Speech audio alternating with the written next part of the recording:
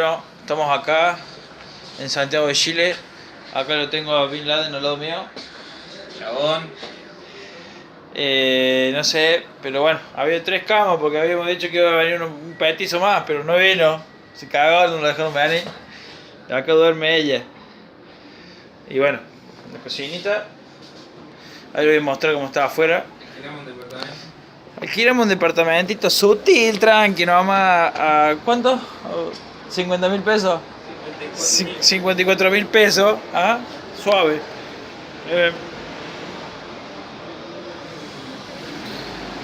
Pleno centro, a 1,5 cuadras de la Casa de la Moneda. Y bueno, vamos a comer comida chatarra porque nos gastamos toda la plata acá en el departamento este. Un saludo para todos los muchachos sin rumbo.